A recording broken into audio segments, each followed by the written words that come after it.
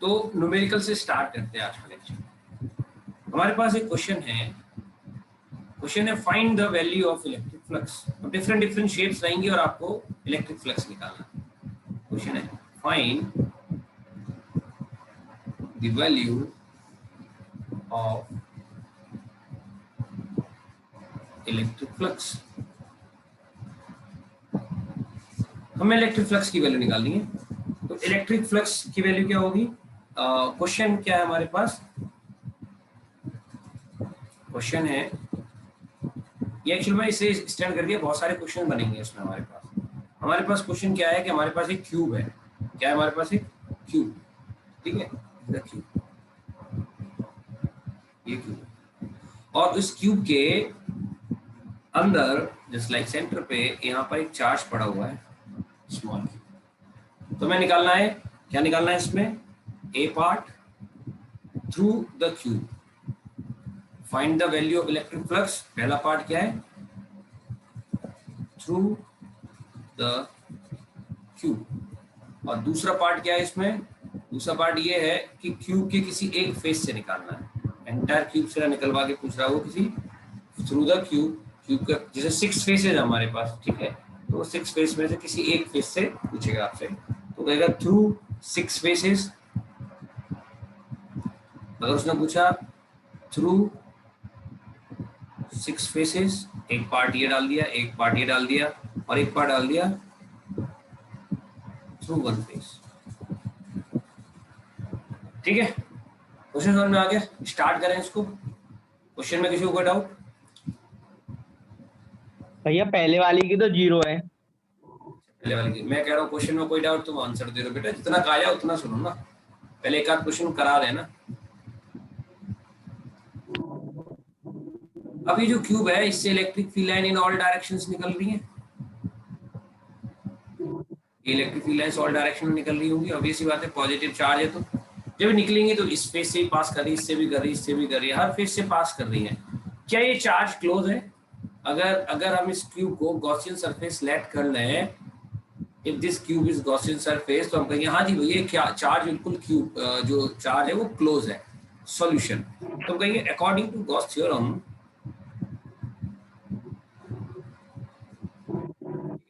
Flux through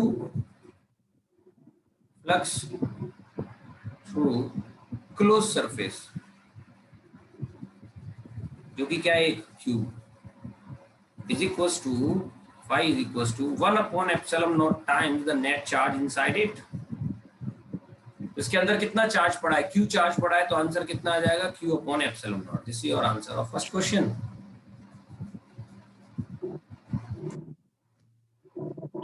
ठीक है, पहले पार्ट का आंसर क्या आएगा?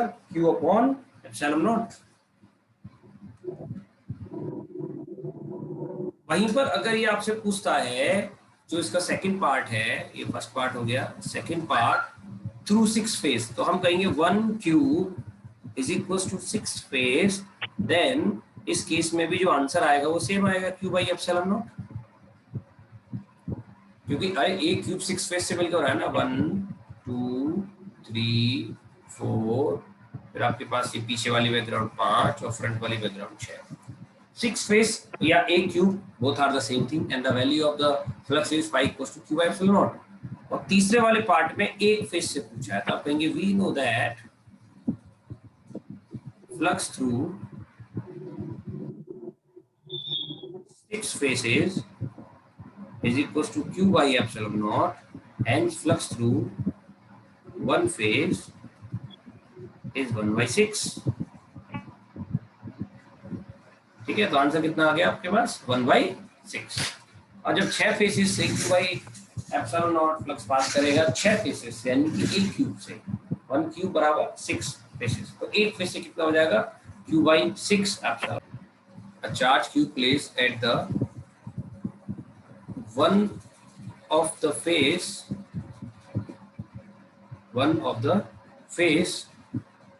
of the cube, then find flux through the cube। तो आपको बताना है, बताइए क्यूब से कितना फ्लक्स पास करेगा। ठीक है, then find number 1 flux through the cube, number second flux through the one face of the cube. तो देखो सेकंड पार्ट तो आसान है, आपको पता है, जैसे आपको क्यूब के अक्रॉस पता चलेगा, क्योंकि एक क्यूब में कितनी फेस होती है, 6 फेस होती हैं, तो उसका आप क्या करेंगे, बाई 6 कर देंगे। Got it? कोई ट्राई करेगा इस बच्चे इस क्वेश्चन को? या हाँ, ये तो चार्ज अंदर ही आएगा ना, सरफेस पे बेटा, सरफेस पे। सरफेस पे, तो क्यू इनसाइड में ही तो यूज किया जाएगा इसको।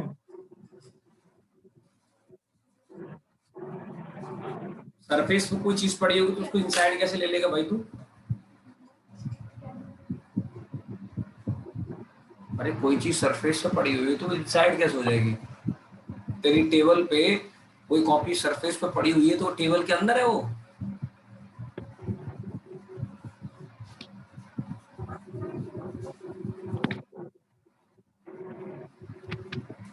ये चार्ज अभी ओपन है, कैसा है?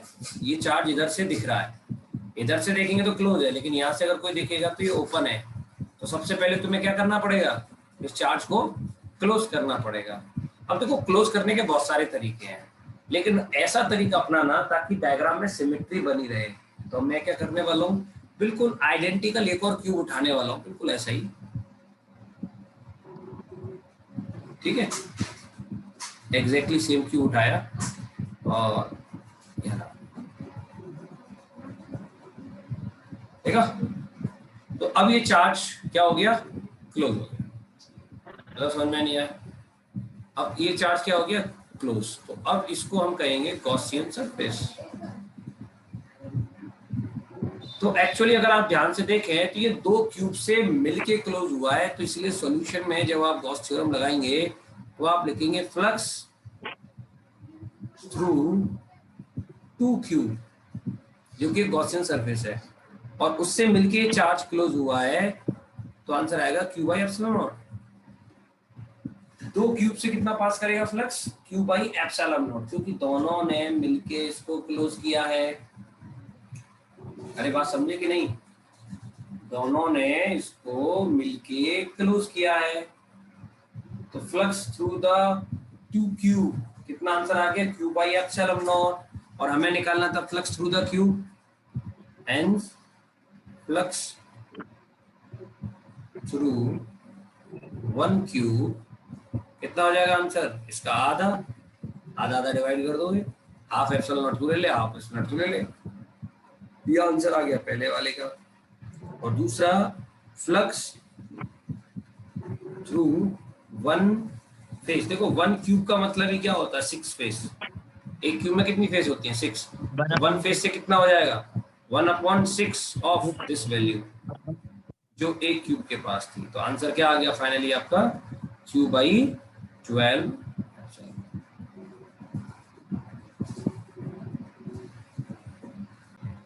क्या क्वेश्चन है, a charge is placed at the corner of the cube, find the flux number A, ठीक है, फाइंड लिख दो, find the flux number A through the cube, number B through. Corner से पहले काम कर लेते हैं, इसको थोड़ा आसान बना लेते हैं। कॉर्नर की जगह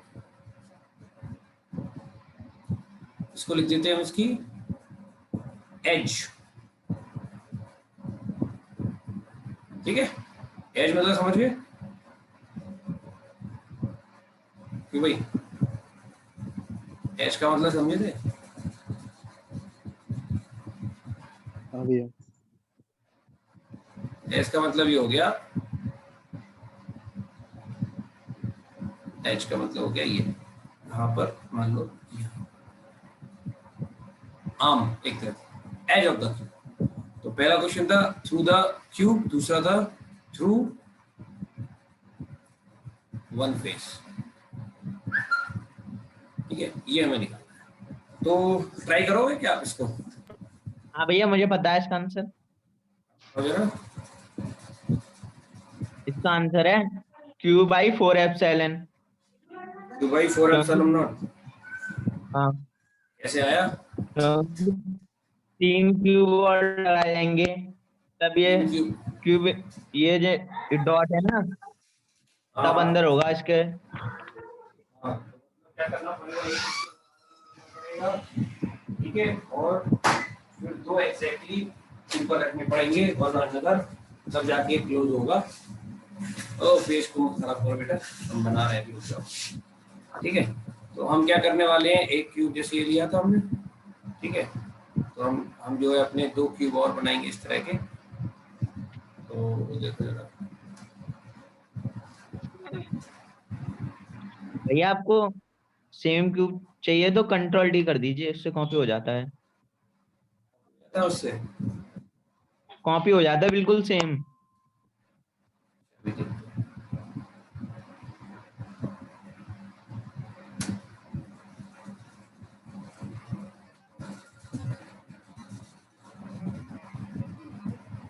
नहीं बेटा, इससे नहीं हो रहा, वो थोड़ा माइक्रोसॉफ्ट ऑफिस का कोई वो होगा, ये अलग अलग ऐप है, इसमें नहीं होता।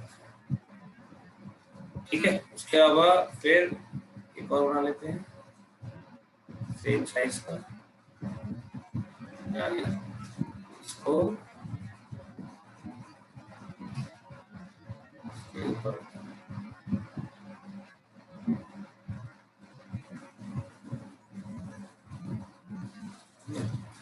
ऐसे एक और बना लेते हैं।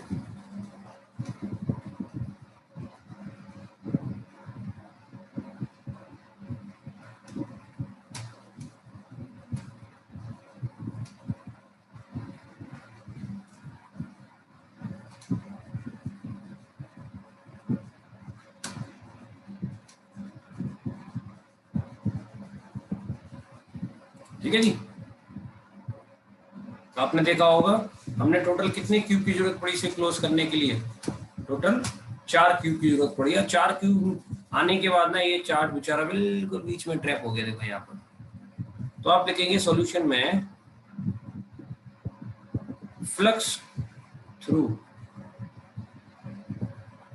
4 क्यूब, जो कि क्या हमारा क्लोज सरफेस। ठीक है, इसी को तो गॉसियन सरफेस कहेंगे भाई। गॉसियन के अकॉर्डिंग चार्ज क्लोज होना चाहिए, तो लो जी क्लोज कर दिया। क्लोज सरफेस से कितना फ्लक्स पास होगा?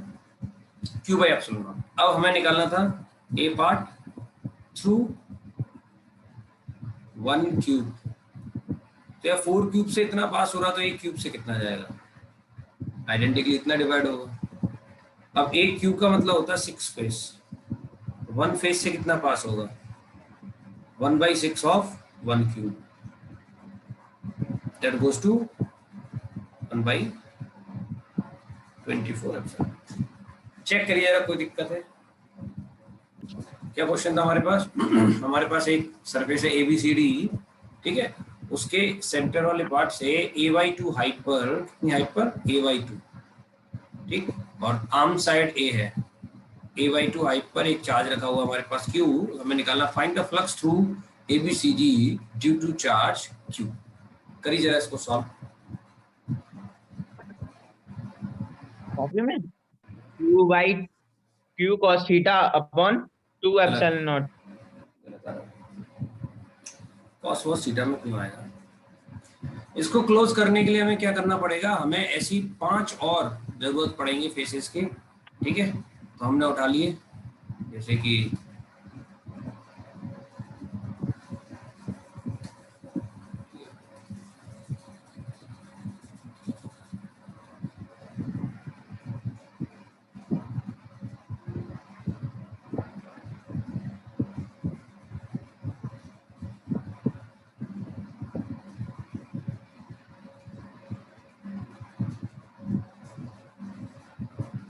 चलो मैनुअली बना देता हूँ, ध्यान दीजिएगा। ऐसे देख लो,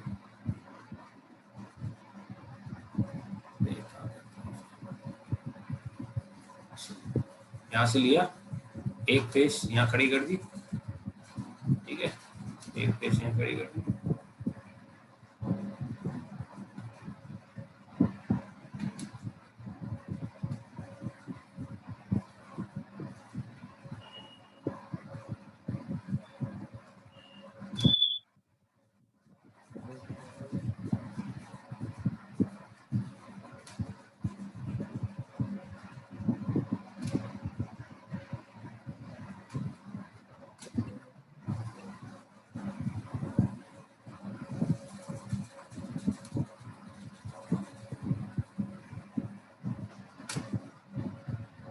ठीक है। अब अगर आप ध्यान से देखें तो हमने क्या किया है ना, we need more 5 faces to close the charge। आपने 5 फेस लेके इसको क्लोज कर लिया। अब आप लिखेंगे now flux through this close surface. कितना हो जाएगा इस क्लोज सरफेस से flux? Q upon epsilon naught, then flux through one face कितना हो जाएगा? 1/6। ये आपका आंसर होगा, क्योंकि 6 में से एक ही तो है ये। अच्छा,